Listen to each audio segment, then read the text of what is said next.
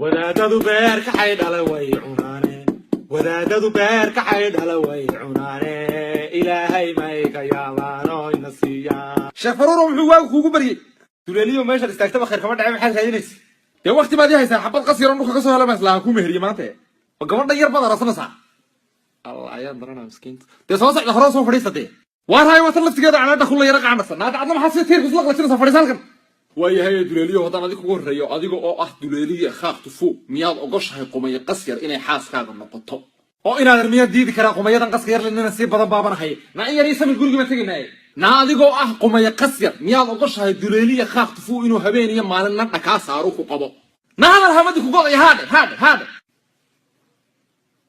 بس هذا عروس قيتي هروي دعدي لو قعمت قبصده ويدي دعينا إذا ضاع موزة مركز يقول قعدان الدورين تقطع سرته تجد فرتك تبدي سماه الله بخلط عنك سماه الله بقدر لي آمين آمين إله الناقب وكل شيء وكل مكان وكو حلال لبض يا رب الله بدل وضو كل حد كتاو احترام لايك بدل حراري كتاو وكل شيء وكو حلال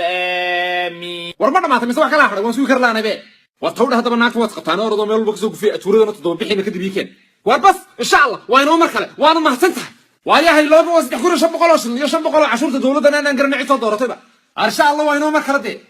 tallaay caaw miskiinta aar way dhamaatay waridi kula dumar waxay idin ka digayaan idin meesha feedha ku haynin oon awood ku haynin oon waxba iska xijinayn ragan waaweyn ee dheeriyansan hadii kale wallahi labada dollar baa la isku furi doonaa